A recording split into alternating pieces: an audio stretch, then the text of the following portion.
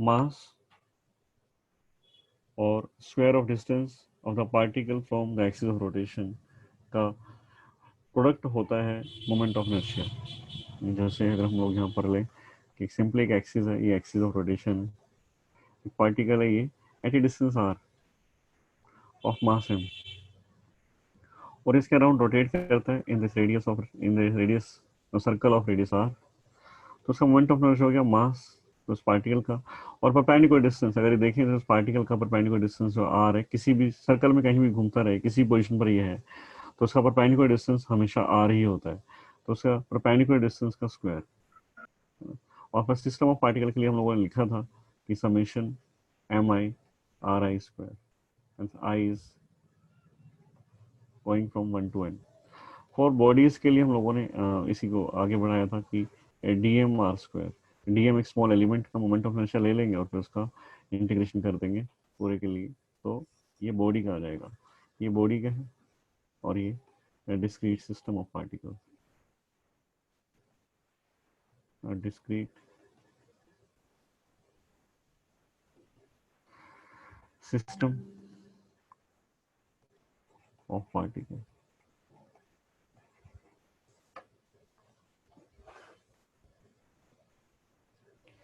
तो एक एग्जांपल लेते हैं फिर आगे बढ़ेंगे। ये एक स्क्वायर है,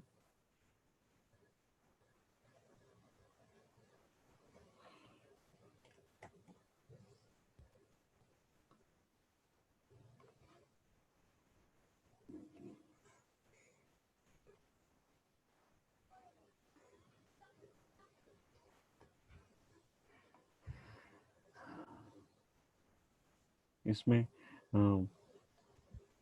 स्क्वायर है, ये एक्स वाई प्लेन है, ये एक्स और वाई एक्स वाई प्लेन, और जो डॉटेड लाइन है जेड एक्सिस, ये जो है परपेंडिकुलर टू द स्क्रीन है, और इसमें एक स्क्वायर बन गया ये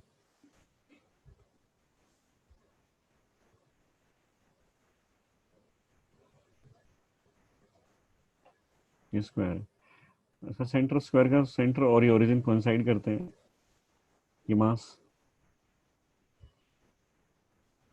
यहाँ पर रखा हुआ है m, यहाँ एक मास m है, यहाँ एक मास m है, और यहाँ एक मास m है। तुम्हें दिखाई तो दे रहा है ना कि ये परपेंडिकुलर टू द स्क्रीन, ये डायगोनल नहीं है, ये dotted line is not diagonal, ये जेड एक्सिस है।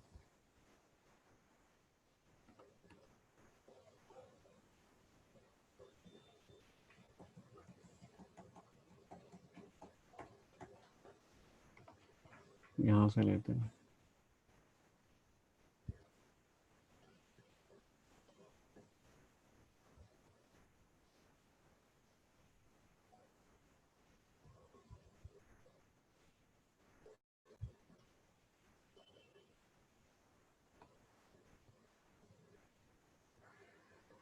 यहाँ पर मास रखा हुआ है m m m।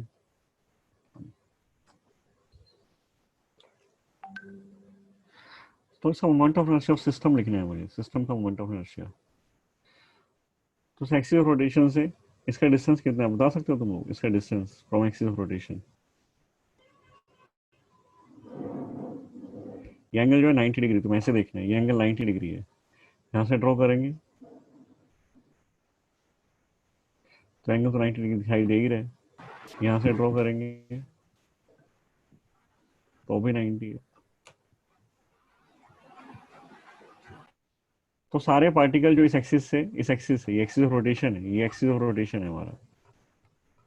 सबसे पहले हमें ये पता करना होता है कि एक्सिस ऑफ रोटेशन क्या है। गिवन है कि axis of rotation Z axis है, एक्स वाई प्लेन में पार्टिकल रखे हुए हैं, स्क्वायर के वर्टिसेस के ऊपर है, मोमेंट ऑफ इनर्शिया कितना होगा बता सकते हो? साइड अगर ए है तो परपेंडिकुलर डिस्टेंस चेक कर लो कितना परपेंडिकुलर डिस्टेंस, बताओगे कितना होगा? Perpendicular distance of each particle from axis of rotation कितना होगा? Perpendicular distance from each particle from axis of rotation, particle का जेड एक्सिस से डिस्टेंस कितना है?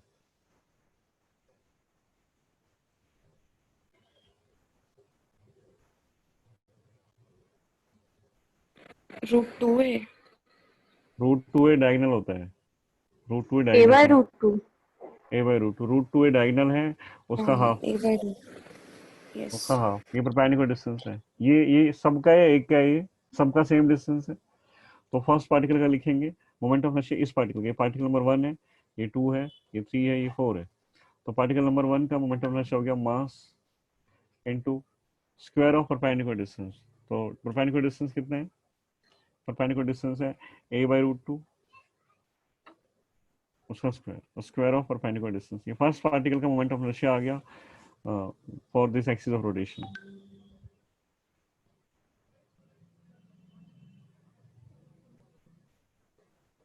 तो सेकंड पार्टिकल का, सेकंड का सेम मास है, सारे मास मैंने सेम लिए और डिस्टेंस भी सेम है, तो a/√2 वही डिस्टेंस है same, plus m a/√2 whole square plus m a/√2 whole square, सारे पार्टिकल का सम कर देंगे, मोमेंट ऑफ इनर्शिया का सम। तो I of system is equal to a/√2, उसका मतलब a²/2 होता है, तो 4 टाइम्स हो गया, और मास m है, a/√2 का स्क्वायर करेंगे a²/2। Moment of inertia of this system is 2m², 2ma²। ये मोमेंट ऑफ इनर्शिया आ गया सिस्टम का। ये तो था डिस्क्रीट सिस्टम, तुम आराम से लिख सकते हो, उसमें ज़्यादा प्रॉब्लम नहीं आती है। बॉडीज़ को डिस्कस करते हैं एक एक करके। मैंने पहले भी, कल भी बताया था तुम लोगों को, और पहले भी बताया कि ये बॉडीज़ जो है सेम है ना, रोड है, रेक्टेंगल है, डिस्क है, इनका सेंटर ऑफ मास हमने कैलकुलेट किया था, हाफ डिस्क का, हाफ रिंग का। तो इनका मोमेंट ऑफ इनर्शिया भी कैलकुलेट करेंगे। ठीक है, तो आज सबसे पहले हम लोग एक एक moment of inertia of uniform rectangular lamina. Lamina से तुम्हें पता है मतलब प्लेन होता है, 2 डायमेंशनल बॉडी होती है लेमिना, हमेशा उसकी थिकनेस नहीं लेते हम लोग। और लेमिना रेक्टेंगल है, 2 डायमेंशन है, उसका मोमेंट ऑफ इनर्शिया पता करना है। मोमेंट ऑफ इनर्शिया किसी का हम ऐसे नहीं बता सकते। तो उस लेमिना को अगर रोटेट करना स्टार्ट करो तो किस एक्सिस के अबाउट रोटेट करता है, सबसे पहले चीज पता करनी होती है, ये तुम्हें गिवन होती है ना। तो हम स्टार्ट करते हैं moment of inertia of uniform rectangular lamina.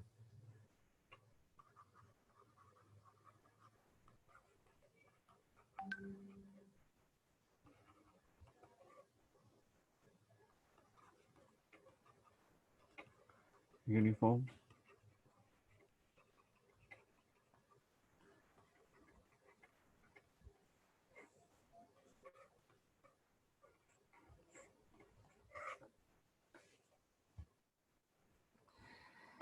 ये ये रेक्टेंगल है,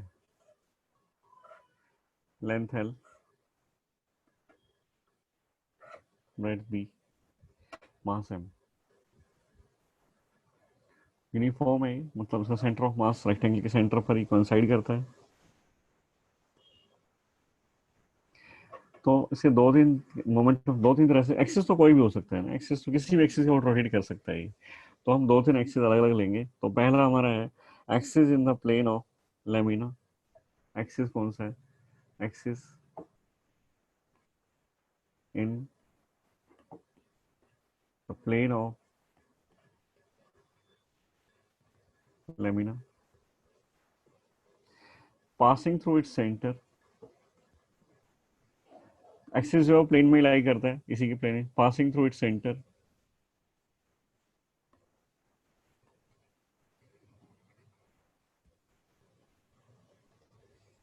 पैरेलल टू इट्स ब्रेथ।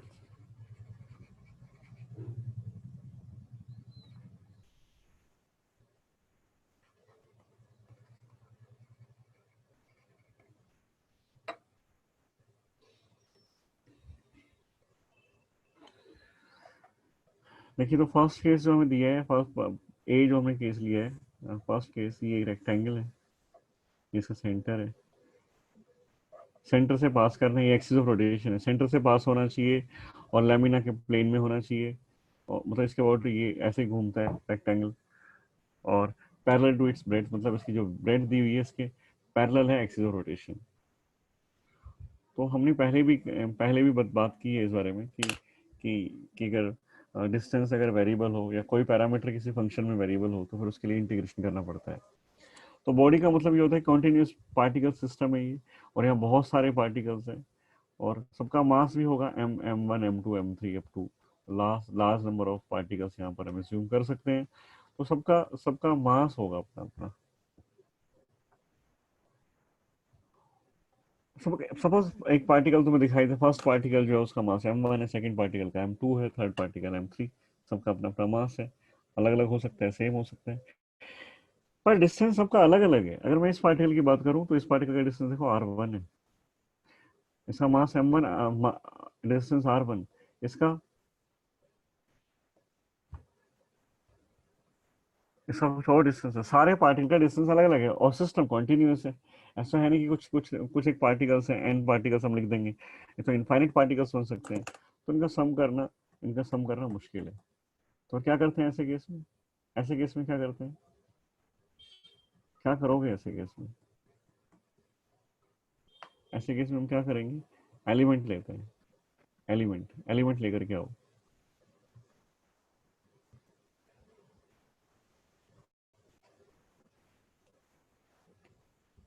और एलिमेंट क्या है?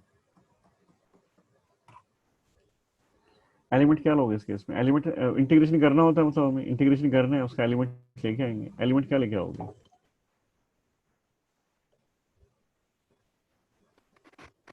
DM. डीएम एलिमेंट, मतलब मैं उसकी एलिमेंट की शेप पूछना चाह रहा हूँ, कैसा एलिमेंट तुम्हें दिखाई देगा? रेक्टेंगल के केस में एलिमेंट क्या होगा? Oh, नहीं पूछ। point रेक्टेंगल की size. पॉइंट से तो रेक्टेंगल नहीं बनेगा। और इस एक्सिस के अबाउट भी सिमेट्री होनी चाहिए, पॉइंट के अबाउट तो नहीं। पता प्रॉब्लम क्या है? प्रॉब्लम ये है कि सबका मास अलग अलग है, पर मुझे ना कुछ पार्टिकल ऐसे दिखाई दे रहे हैं जिनका मास, सॉरी डिस्टेंस, प्रॉब्लम ये है कि सबका डिस्टेंस अलग अलग है, पर मुझे कुछ पार्टिकल्स ऐसे दिखाई देते हैं। नोड क्या नोड क्या? Sir line line. Line line अगर ले लें हम लोग, तो लाइन का जो डिस्टेंस है, लाइन के ऊपर जो भी पार्टिकल्स होंगे उन सारे पार्टिकल का distance from axis of rotation same होगा, है ना भाई? प्रॉब्लम तो यही है ना कि सब पार्टिकल का डिस्टेंस अलग अलग है। अगर मैं कह दूं कि यहाँ से एक्स डिस्टेंस, यहाँ से एक्स डिस्टेंस,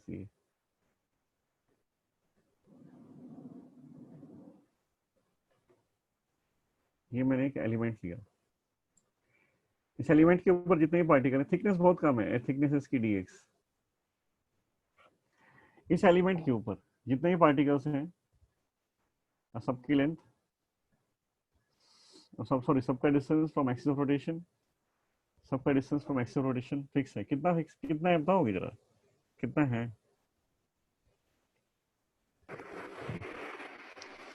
इस एलिमेंट के X. ऊपर जितने भी पार्टिकल्स हैं उन सबका डिस्टेंस है एक्स। हम इस एलिमेंट का मास कैलकुलेट कर सकते हैं क्या? मास ऑफ दिस एलिमेंट, जो एलिमेंट्स में लिया है इंटीग्रेशन के लिए।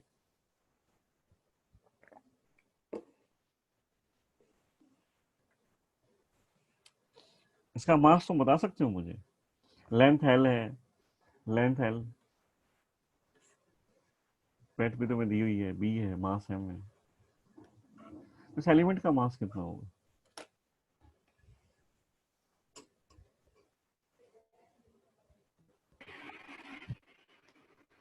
XT. मास ऑफ स्ट्रिप, जो स्ट्रिप तुमने ली है, डीएम कैलकुलेट करना चाहता हूँ। ये चीज पहले भी आई थी और फिर आ रही है। सबसे पहले चेक करना होता है हमें मास चार्ज कैलकुलेट करने के लिए, मास कैलकुलेट करने के लिए कि डिस्ट्रीब्यूशन कौन सा है, कौन सा डिस्ट्रीब्यूशन है ये। एरिया एरिया पर डिस्ट्रीब्यूटेड है, मास पूरा एरिया पर डिस्ट्रीब्यूटेड है। तो इस पूरे लैमिना का एरिया देख लो कितना है, एल बी एल बी। और इस स्ट्रिप का एरिया देख लो कितना है, x D x x D x. Area की शेप दिखाई दे रही है, एरिया की सॉरी स्ट्रिप की शेप कैसी है? एल बी Sir, अगर एरिया है, VDX. Sir B D X L B अगर एरिया है तो मास एम है, वन अगर एरिया है तो mass M by L B होगा। और स्ट्रिप का एरिया बी डी एक्स, तो मास ऑफ ये स्ट्रिप आ गया डीएम। डीएम की वैल्यू मिलती है हम लोगों को M by L into D X, ये डीएम आ गया। तो इस स्ट्रिप का moment of inertia D I में लिखता हूँ, डी आई ऑफ स्ट्रिप। मैंने कहा था डीएम आर स्क्वायर, डीएम इसका मास और डिस्टेंस सबका, डीएम डीएम तो इसका मास हो गया, सारे पार्टिकल का मास डीएम हो गया, और सबका डिस्टेंस फिक्स है। कितना डिस्टेंस है? एक्स, तो डीएम एक्स स्क्वायर। ये मोमेंट ऑफ इनर्शिया आ गया। किसका मोमेंट ऑफ इनर्शिया है ये?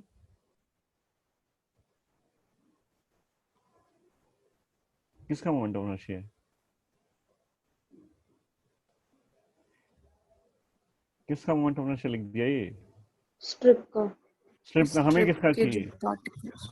हमें किसका मोमेंट ऑफ इनर्शिया चाहिए? Rectangular lamina. क्या करना पड़ेगा? इंटीग्रेशन। इंटीग्रेशन। तो इंटीग्रेशन कर रहे थे, I integration of dm x square. Dm की वैल्यू पुट कर लो, dm is M by L D X into X square. Variable कौन है पूरे फंक्शन में? देखो वेरिएबल कौन है? लेंथ। एक्स वेरिएबल है। एक्स फंक्शन के अंदर एक्स वेरिएबल है, M constant, L constant, X variable है। अब पूरे रेक्टेंगल के लिए एक्स की वैल्यू देख लो कहां से कहां तक चेंज होती है। पूरे रेक्टेंगल के लिए हम चाहें तो value of X is varying from 0 to x। 0 to X, तो हाफ रेक्टेंगल होगा ना ये तो। एक्स इज वेरिंग फ्रॉम, यहां से यहां तक जाएंगे, ये यहां से स्टार्ट हुआ एक्स 0 से, तो यहां तक L/2 होगा। 0 टू L/2। एक्स यहाँ पर 0 होगा ना, यहाँ पर 0 होगा। यहाँ पर एक्स की वैल्यू कितनी होगी? -L/2। X is varying from -L/2 to +L/2। m by L constant है, integration X square dx -L/2 to +L/2।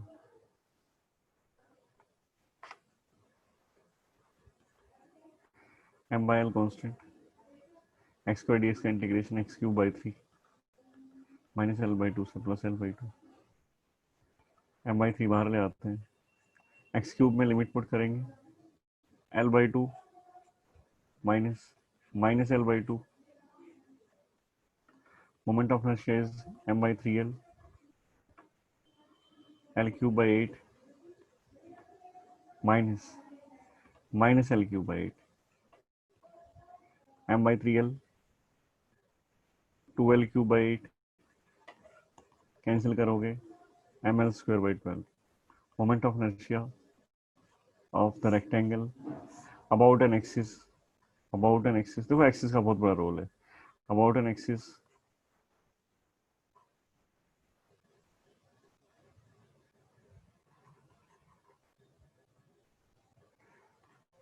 Parallel to breadth and passing through center।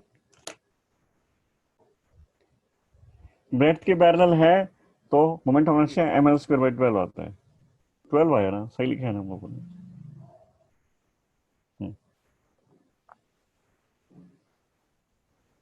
Yes, sir.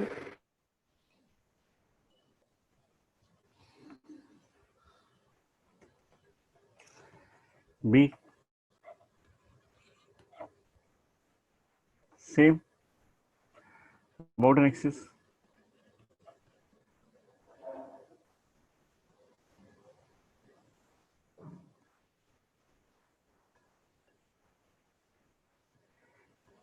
about an axis in the plane of lamina, but this time the axis is not passing through center, passing through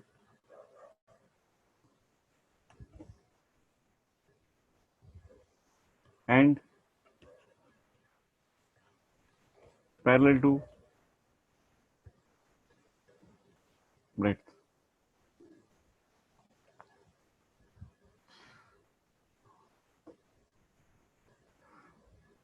तो मतलब मैं इसको पूरा explain, पूरा फिर से solve नहीं करूंगा, मतलब इस बार तुम्हारा एक्सिस यहाँ चला गया, बस ये हुआ है, इस बार तुम्हारा एक्सिस यहाँ चला गया। तो फिर से वही करेंगे, अब यहाँ से एक्स एलिमेंट, एक्स डिस्टेंस दूर एक एलिमेंट लेंगे, वो एलिमेंट वही स्ट्रिप एलिमेंट होगा, और स्ट्रिप का मोमेंट ऑफ इनर्शिया लिखेगा तो डी डीएम एक्स स्क्वायर आता है। ये हम लोगों ने अभी देखा है, एक्स डिस्टेंस पर इसका मास डीएम होगा, ठीक है ना? पर इस बार x की वैल्यू कहीं और से चेंज हो रही है। x की वैल्यू कहाँ से कहाँ तक चेंज हो रही है? इस एंड के लिए x की वैल्यू यहाँ पर 0 है और यहाँ के लिए x की वैल्यू l है। Limit is going from 0 to l, sorry i, अब इसको i कर देता हूँ, di तो नहीं है, ये इंटीग्रेशन लगा दिया तो i हो गया। तो इस बार i ये है और dm की वैल्यू फिर से सेम है, dm इज स्टिल सेम। कितना आया था dm बताओगे जरा? m by l into dx, M by L dx. dx 0 to l। उसको मैं अगर कंप्लीटली कैलकुलेट करूं तो फिर मैं कर नहीं रहा हूं तो ml square by 3 आता है। About an axis passing through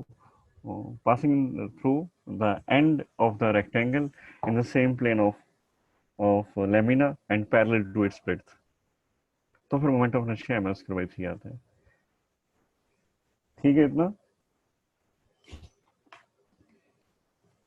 Yes, sir. मतलब आज रेक्टेंगल से तो हम सिर्फ ये देखना चाहते हैं कि किस तरह से बार बार मोमेंट ऑफ इनर्शिया चेंज होता रहता है ना। फिर बाद में इसको इसके एक थ्योरम वगैरह आती है तो उससे हम लोग को सब कुछ कैलकुलेट नहीं करना पड़ता। हम एक एक याद रखते हैं कि इसके डॉट ये होता है और फिर बाकी सब उस थ्योरम से कैलकुलेट कर लेते हैं। पहले एक बार देख लें कि किस तरह से वेरिएशन होता है, कैसे कैसे मोमेंट ऑफ इनर्शिया चेंज होता है, क्या चीज एक्चुअली चेंज हो रही है कि मोमेंट ऑफ इनर्शिया को चेंज होना पड़ता है ना। तो सब आज तो हम सिर्फ मैं आपसे सिर्फ वो पोजिशन देना चाहता हूँ और कल फिर इसका ये सब बार बार कैलकुलेट करने की जरूरत नहीं होती, सिर्फ एक याद रखो, उससे सारे आते हैं। ठीक है, वो कल करेंगे, पर एक बार देखते हैं, समझ लेते हैं इसको कि होता क्या है। Moment of inertia of the same rectangle about an axis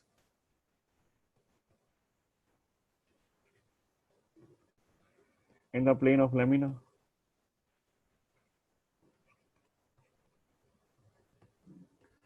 passing through center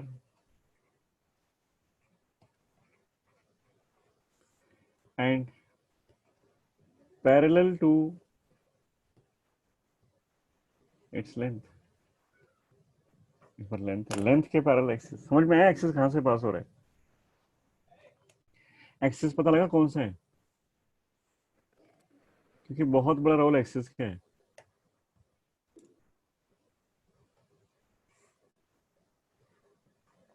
rectangle है, रेक्टेंगल के लैमिना में ही एक्सिस है, सेंटर से पास होता है, पैरेलल टू लेंथ है। ये सेंटर हो गया, प्लेन में ही एक्सिस है, तो ये एक्सिस है पैरेलल टू लेंथ।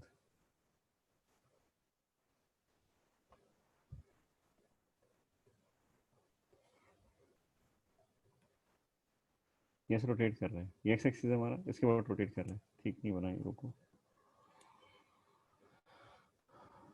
ऐसे रोटेट कर रहे हैं।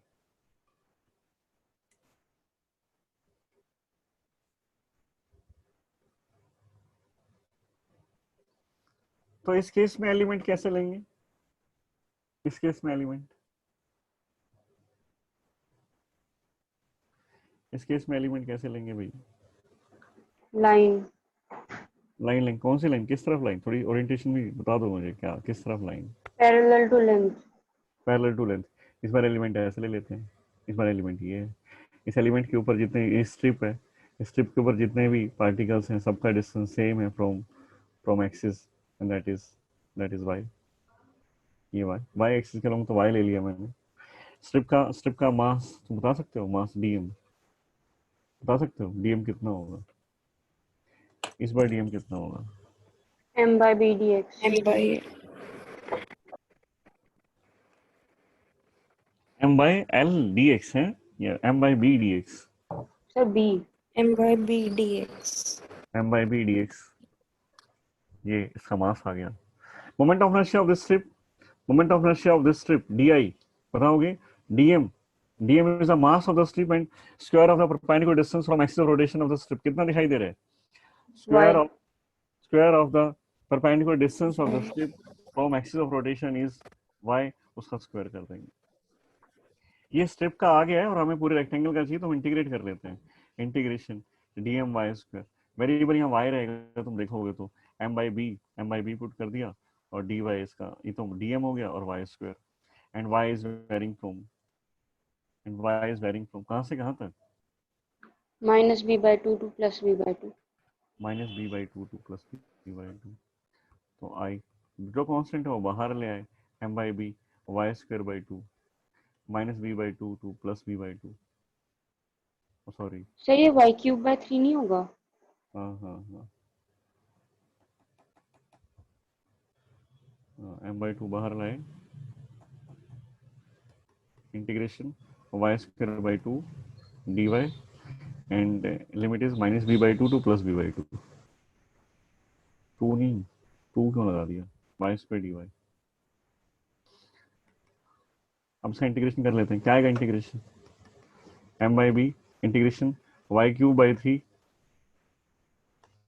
-b/2 to +b/2। 3 बाहर ले आओ, 3 बाहर ले आओ और लिमिट पुट कर दो, m/3b y³ तो b/2 whole cube minus -b/2, lower limit is -b/2 whole cube, तो m/3b b³/8 -b³/8। Moment of inertia is m/3b b³/8 plus b³/8 is 2b³/8 and moment of inertia is mb²/12। Length के parallel तो mb²/12 आया, breadth के parallel किया तो ml²/12 आया,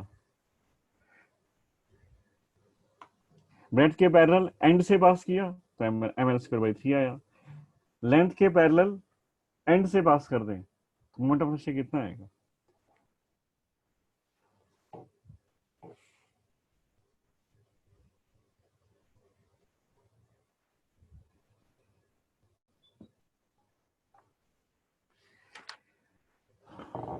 same mb²/3 आएगा।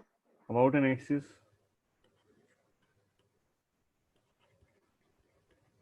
passing through the lamina, passing through the lamina,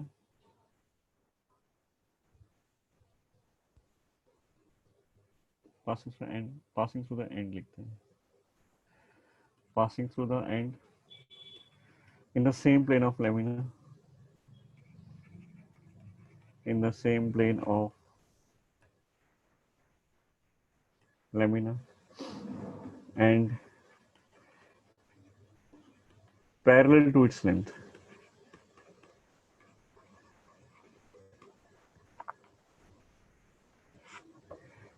axis समझ में आया, एक्सिस कौन सा है, एक्सिस है एंड से पास करना है, ये एक्सिस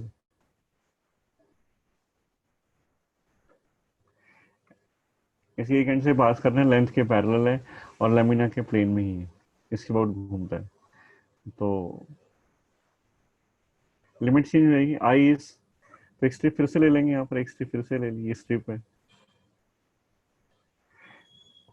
सपोज ये डिस्टेंस y है हमारा, स्ट्रिप का मास कुछ तो होगा ही, तो स्ट्रिप का मोमेंट ऑफ इनर्शिया हो गया dm y², और पूरे रेक्टेंगल के लिए इंटीग्रेट कर देंगे,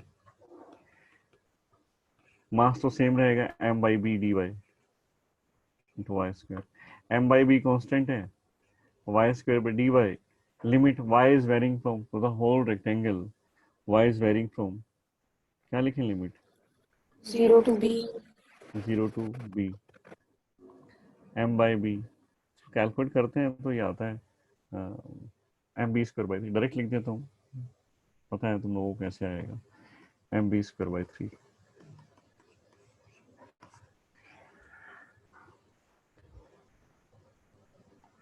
तो लेंथ की अगर पैरेलल है तो mb² टर्म आती है, और सेंटर से पास तो 12 आता है और ये 3 आता है, ये सब तुम्हें याद हो जाएगा टाइम के साथ, और ब्रेड्थ के पैरेलल है तो ml² आता है, ml²/12 अगर सेंटर से पास हुआ तो, और एंड से पास हुआ तो ml²/3।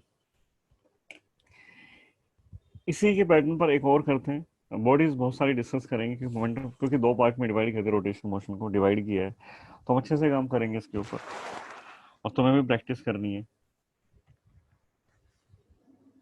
और मोमेंट ऑफ इनर्शिया आ गया तो फिर बाकी सब तो ऐसा तो नहीं है कि इजी हो जाता है, पर टॉर्क वगैरह निकालना आसान हो जाता है, टॉर्क वगैरह अच्छे से सीख जाते हैं हम लोग।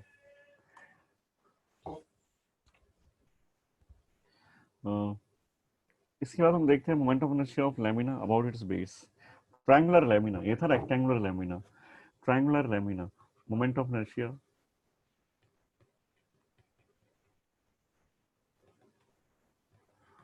of triangular lamina, triangular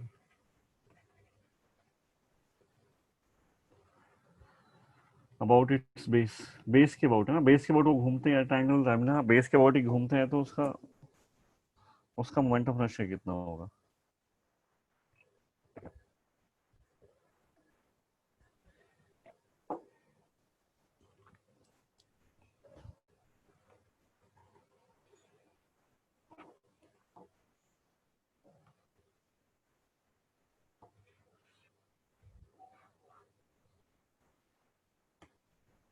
suppose ये ट्रायंगल है, इक्विलेटरल से मेरा मतलब नहीं है कुछ भी, इक्विलेटरल है और आइसोसेलेस है, ऐसा मैं कुछ नहीं बोल रहा हूँ। अच्छा, मास कहाँ डिस्ट्रीब्यूट होगा, मास कहाँ पर डिस्ट्रीब्यूट होगा? मास, मास कहाँ पर है, डिस्ट्रीब्यूशन क्या होगा मास का? ये जो है बी है, हाइट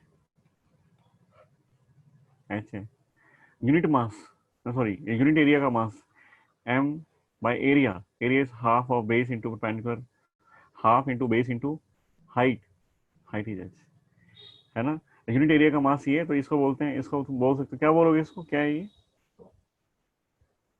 क्या लिखा हुआ है ये?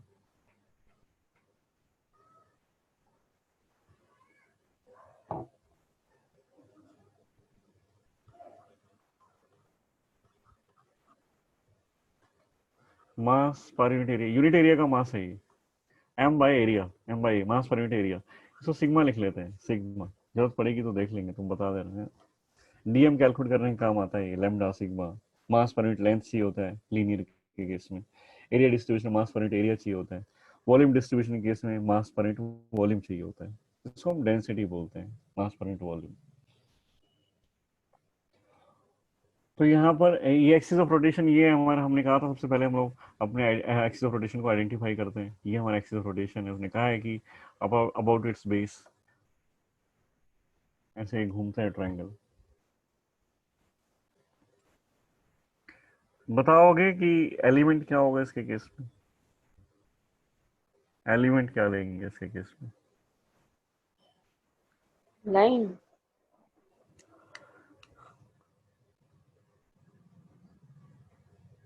लाइन बिल्कुल वही, सेम स्ट्रिप, पर कौन सी लाइन, किधर लाइन?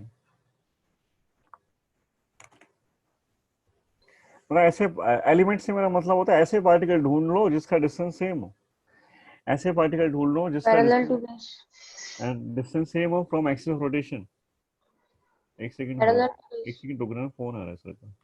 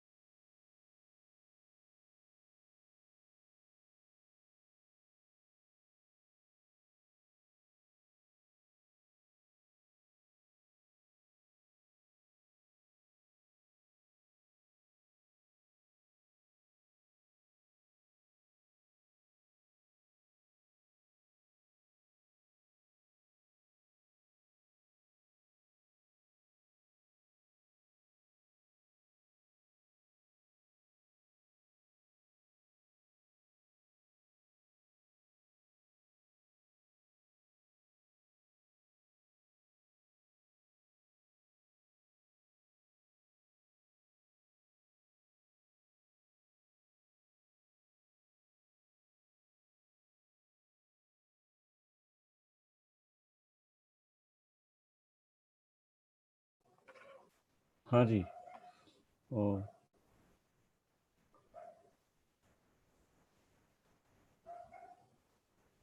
बी इसका बेस है और एच हाइट है।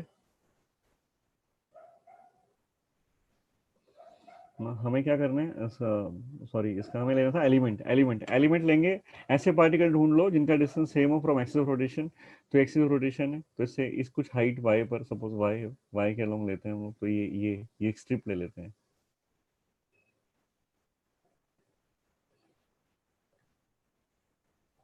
ये हाइट y है और इस स्ट्रिप की जो थिकनेस है, तुम समझ गए कितनी थिकनेस होनी चाहिए? थिकनेस क्या होगी फिर? Thickness y, dy, sorry dy।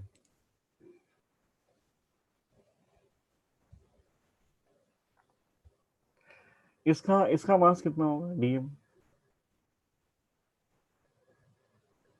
इसका मास कितना होगा dm?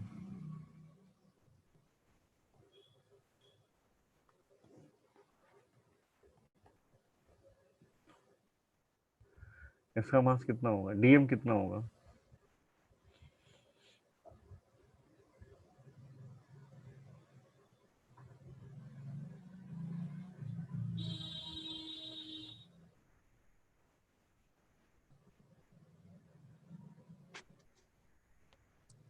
Sigma B D Y.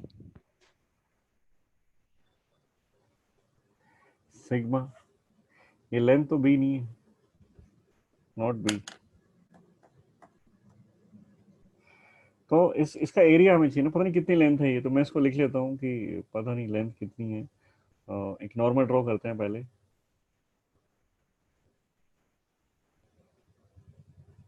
Triangle के नाम लिख लेते हैं, ये ए है, बी तो नहीं लेते हैं, ये सी, ये डी, ये M, N, E, F, A C D and A E F triangle बनते हैं, A C D and A E F, देख रहे हो? और राइट एंगल ट्रायंगल की बात करें तो A M F and A N D, A M F and A N D, A M F and A N D, दिखाई दे रहा है ना? ये दोनों ट्रायंगल हैं और दोनों ट्रायंगल सेम है, सॉरी सिमिलर है, दोनों ट्रायंगल सिमिलर है। ट्रायंगल ए एम एफ और triangle A M F and triangle A N D are similar. और सिमिलर है तो इनकी इनका रेशो सेम होगा, साइड्स का रेशो सेम होगा। तो दोनों की हाइट का रेशो, और दोनों की हाइट का ratio A M by A N, A M by A N, और दोनों के बेस का ratio is M F by N D. A M कितना है? ए एम को हम लिख सकते हैं, A M is H minus Y, तुम्हें दिखाई दे रहा होगा A M, A complete A N is H and M N is Y, तो A M is H minus Y. A N कितना है? A N is H. M F तो पता नहीं है, हमें कैलकुलेट करना है। और N D is B by two, तो यहां से एम एफ आता है, M F is B into H minus Y by two H. ये एम एफ है, तो ई एफ जो तुम्हें चाहिए था, E F is 2 times of M F, is equal to B into H minus Y by H. ये E F आ गया। और एरिया ऑफ स्ट्रिप लिखें अगर, area of strip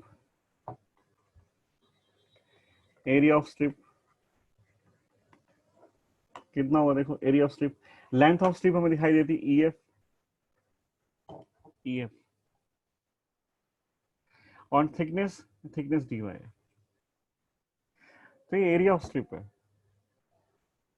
area of strip is E F D Y, तो E F तो हमने calculate कर लिया है, is B into H minus Y by H into D Y. ये डी ए है, फिर डीएम आ जाएगा, डीएम हमें पता है कि मास पर unit area is M by half B H, तो उसको हाफ में ऊपर लिखूंगा तो 2 आ जाएगा। ये तो हो गया मास पर यूनिट लेंथ, और एरिया का डी ए है तो B by H into H minus Y D Y. B से B cancel, 2m by H square 2m by h square h minus y dy is dm. 2m by h square h minus y into dy.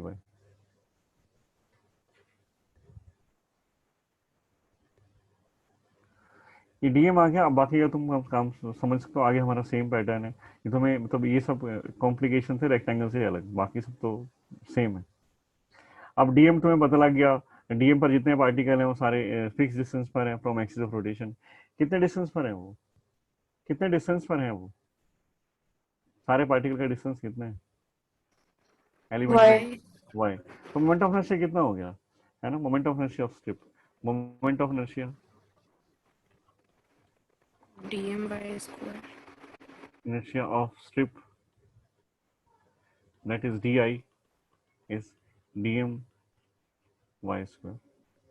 तो di हमारे पास हो गया 2m by h square h minus y dy into Y square. I कितना होगा, जो constant उसको बाहर लिख देता हूँ मैं, 2m by h square इसका कांस्टेंट ओनली, बाकी सब तो वेरिएबल अंदर ही रहेंगे। Integration h minus y into Y D Y, and y is varying from, देख लो y कहाँ से कहाँ तक वेरी कर रहा है, y is varying from base to height, from base to height. Base पर देखेंगे तो y की वैल्यू 0 होगी, और हाइट तक जाएंगे a तक तो y की वैल्यू कितनी हो जाएगी, y की वैल्यू कहाँ से कहाँ तक वेरी कर रही है देख करके बताओ जरा। 0 to h। 0 टू h, तो y is varying from 0 to h, तो इंटीग्रेशन कर देंगे 0 to h।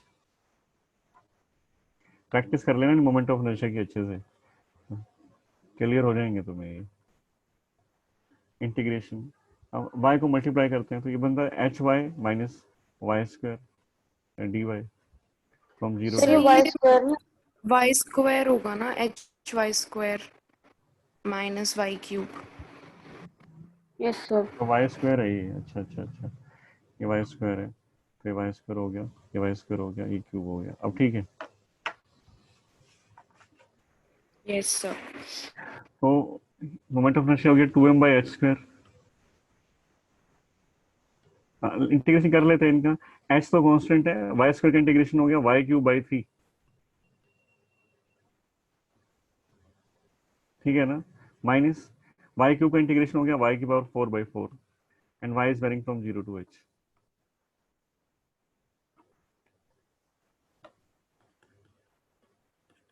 Two M by H square H constant Y cube by 3।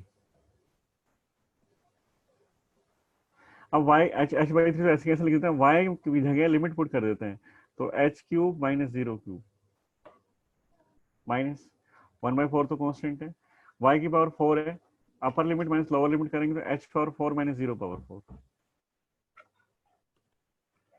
2m by H square.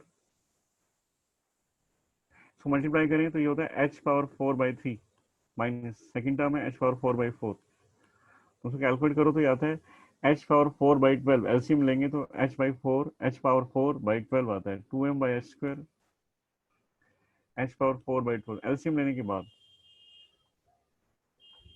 और 2 से 12 कैंसिल और 2 पावर ऊपर है, सॉरी नीचे है तो 4 पावर ऊपर है, तो m h square by 6, moment of inertia of triangle about it's base, m h square by 6।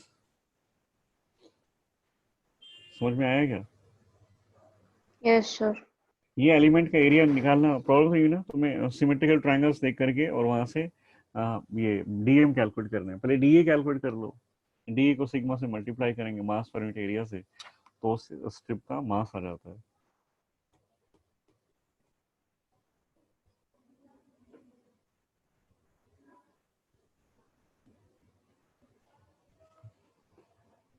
ठीक है, यस सर। इसके बाद अगर हम देखते हैं moment of inertia of square lamina about its diagonal, moment of inertia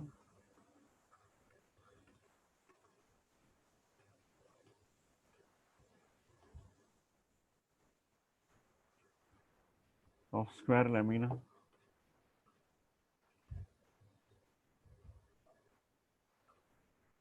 about its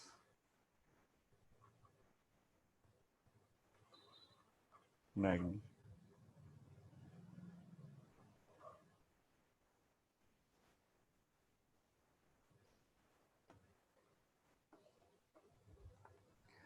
तो पहले तुम बता दो मुझे कि मोमेंट ऑफ इनर्शिया इसके अबाउट कितना होगा, इसके अबाउट, इस लाइन के about, passing through centre lamina के प्लेन में पैरेलल टू, इसके अबाउट बताओगे कितना होगा, I1 कितना होगा?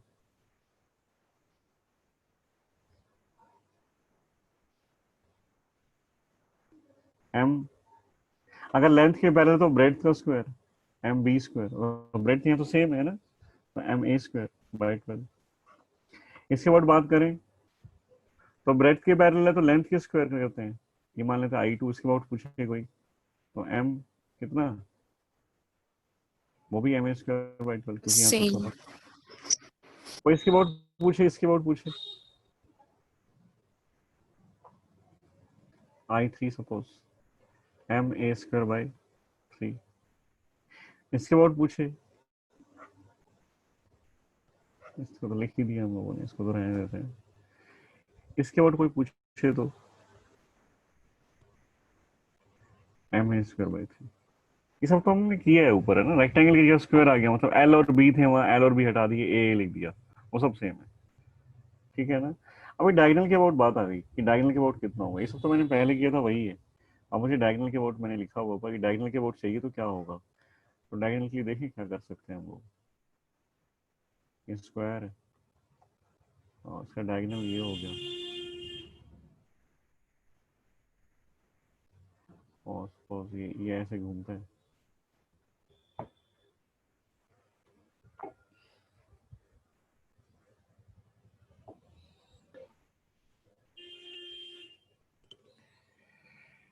तो हम क्या करते हैं, इस डायगोनल के अबाउट चाहिए तो हमने क्या किया, इसका इसका एक ये दूसरा डायगोनल ड्रॉ कर लिया,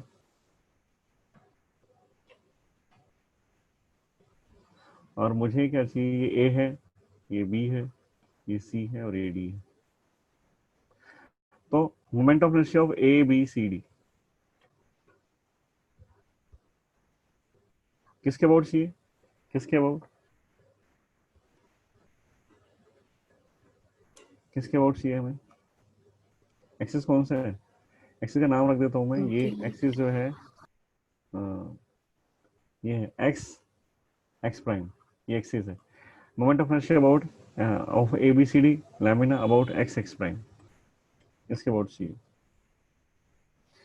तो ये जो एक्सिस है ना, एक्सिस ट्रायंगल सॉरी स्क्वायर को दो ट्रायंगल में डिवाइड कर देता है, दो ट्रायंगल दिखाई दे रहे हैं तुम्हें, ए बी डी और A C D, sorry B C D, लिखते हैं हम लोग I of moment of inertia of A B D about X X prime, A B D, A B D तुम्हें दिखाई दे रहा होगा, ए बी डी ये है, ये ए बी डी है, ये ट्रायंगल, इसका मोमेंट ऑफ इनर्शिया प्लस इसका मोमेंट ऑफ इनर्शिया, इसका मोमेंट ऑफ इनर्शिया ऐड कर दो, दोनों का मोमेंट ऑफ इनर्शिया ऐड कर देंगे तो पूरे स्क्वायर का आ जाएगा, plus moment of inertia, moment of inertia of B C D triangle है अबाउट द सेम एक्सिस, इन दोनों को ऐड कर देते हैं। तो जब तुम्हें डायगोनल के अबाउट लिखना है तो I A B C D about X X prime, this is complete square is equal to I A B D, I A B D, A B D एक ट्रायंगल है ना, और ट्रायंगल की height है ये हाइट है, बताओगे height कितनी है, हाइट कितनी है,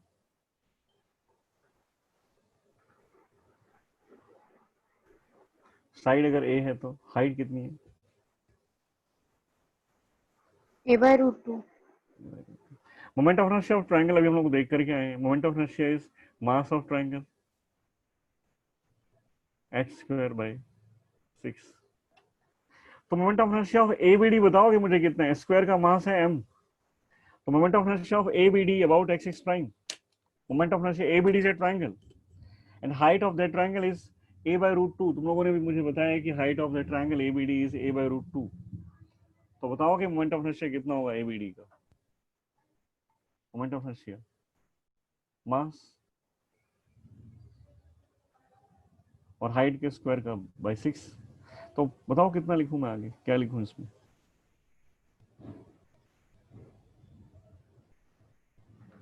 ma²/12।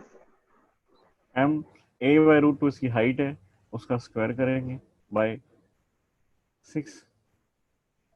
ठीक है, यही बोला है ना, a²/12। Yes sir. ये भी ध्यान रखना है कि मास हाफ हो गया, स्क्वायर का मास है m, ट्रायंगल का mass okay. m/2 plus plus m/2, same, फिर तो सेम है, a/√2 होल स्क्वायर बाय 6। तो ये ma²/24 है और ये भी शायद ma²/24 है, तो ये कंप्लीट आता है ma²/12। और फिर किसी भी ट्रायंगल की इस एक्सिस के ओर देखोगे तो भी सेम है, सारे डायगोनल सेम है इसके, तो किसी भी डायगोनल के ओर देख लो ma²/12। स्क्वायर में खास बात पता है क्या है, इसके अबाउट तुम देखोगे, इसके अबाउट कितना आता है, सॉरी इसके अबाउट नहीं, स्क्वायर है, ये डायगोनल है, डायगोनल के अबाउट, ये डायगोनल हो या ये डायगोनल हो एक ही बात है। ये तुम सेंटर से पास करो किसी लेंथ के पैरेलल, ये तुम पास करो, ये I1 मान लेते हैं, इसके अबाउट I2 है, इसके अबाउट I3 है, इसके अबाउट I4 है, 4 एक्सिस है, और इन चारों एक्सिस के about moment of inertia same रहता है, I1 I2 I3 I4, क्योंकि दो तो डायगोनल है और दोनों सेम आएंगे ma²/12। ये मैं उसके लिए बोल रहा हूँ, सिर्फ स्क्वायर के लिए, ये स्क्वायर के लिए ma²/12।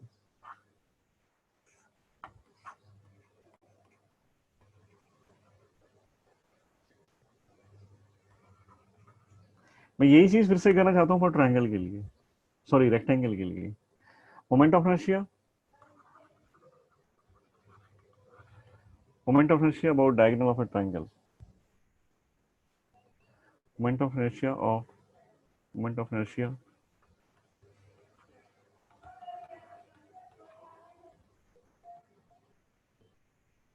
rectangular lamina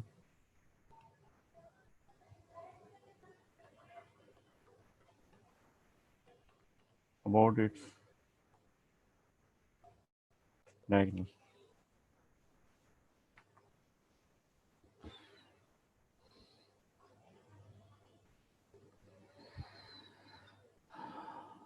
तो काफी कुछ तो तुम लिख ही चुके, पैरेलल टू लेंथ हम देख चुके, सेंटर से पास हो तो पैरेलल टू ब्रेड्थ हम देख चुके।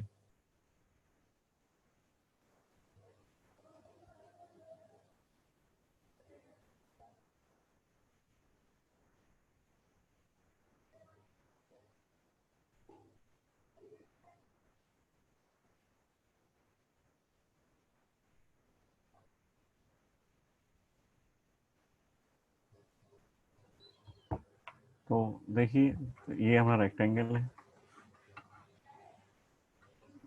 ये डायगोनल लेते हैं, ये हाइट होगी, ये इसकी हाइट है। चल तो एच बता दो मुझे, एच, एच जल्दी, एच।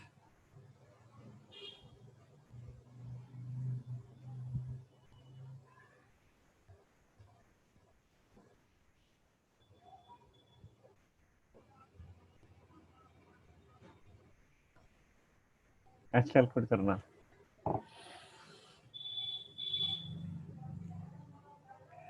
देखिए एच में थोड़ी दिक्कत हो सकती है, मैं ये एंगल मानता हूँ कि एंगल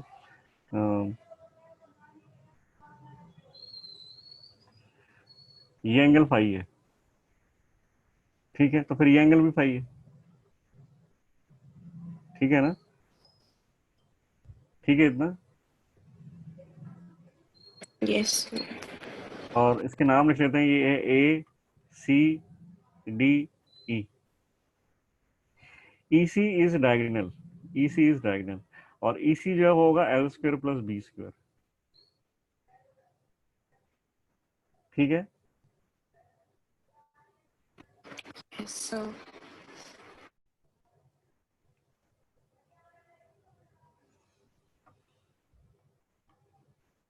ये पॉइंट जो है मैं मानता हूँ ये पॉइंट एन है, ए एन हमें चाहिए, ए एन इज एच, इसकी रिक्वायरमेंट है। ये एंगल फाई है, ये फाई है। मुझे मैं लिखता हूँ कि A N is H is equal to A C sine phi. सही लिखा है मैंने, A N is equal to A C sine phi, क्योंकि A C is hypotenuse of triangle A N C.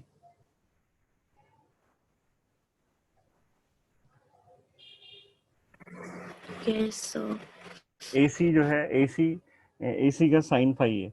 Sine phi तुम आराम से लिख सकते हो, राइट एंगल, किसी भी राइट एंगल ट्राइंगल, दो राइट एंगल ट्राइंगल बनते हैं यहाँ से। तो A N is equal to H is equal to A C sine phi. Sine phi की वैल्यू बताओगे, साइन फाई इस ट्राइंगल से लिख लो, ई सी डी से, ई सी डी, ई डी सी या ई सी डी तुम दिखाई दे रहा हो ना, ये ट्राइंगल जो दिखाई दे रहा है, इससे लिख लो साइन फाई। क्या होता है साइन फाई? परपेंडिकुलर, परपेंडिकुलर मतलब बी, और हाइपोटेन्यूज, हाइपोटेन्यूज कितने हैं, B square L square plus B square. तो एच तुम्हारे पास आ गया, A C is H, A C is H, sorry L, A C is L, A C length of triangle है, L B by root of L square plus B square. ये height of triangle है, जो rectangle के अंदर तुम height form करोगे ना, वो हाइट है ये एच। तो एच तुम्हारे पास आ गया L B by root of L square plus B square. अब तुम कर ही सकते हो moment of inertia, moment of inertia of A C D E about an axis, suppose axis हमारा एक्स एक्स प्राइम है, about an axis X X prime is equal to, height तो इसकी भी सेम होगी, हाइट तो इसकी भी same होगी, ये भी एच है। तो दो ट्राइंगल बन गए, कौन कौन से, A C E about X X prime plus moment of inertia about C D E about X X prime. A C एक ट्राइंगल बन गया of mass m by 2 and height is L B by root of L square plus B square whole square. ये height हो गई, M मास और height का square by 6 plus same यही आएगा m by 2 हाइट का square, height L B by root of L square plus B square, power square हो गया और इसका डिवाइड बाय 6। तो हो गया m by 12, तो टर्म ये हो गई और उसका स्क्वायर करके लिख देते हैं L square B square by L square plus B square. ये मोमेंट ऑफ इनर्शिया आ गया, और 2 टाइम्स हो गया इसका, 2 टाइम्स हो गया, 2 टाइम्स कर देते हैं A C D, it becomes m by 6 L square B square by root of, sorry L square plus B square.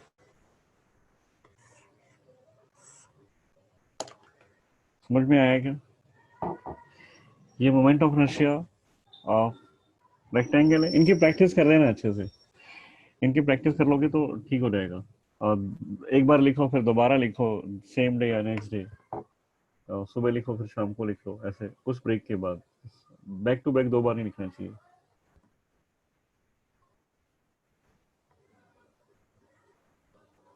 Date आज 25 है ना? Yes sir. पीडीएफ में शेयर कर रहा हूँ मोमेंट ऑफ इनर्शिया की, मैंने शायद कल भी शेयर नहीं की थी, तो कंप्लीट है, कल कल से ही मैंने कंटिन्यू किया है। तो इसी पीडीएफ से जो है मोमेंट ऑफ इनर्शिया स्टार्ट होता है।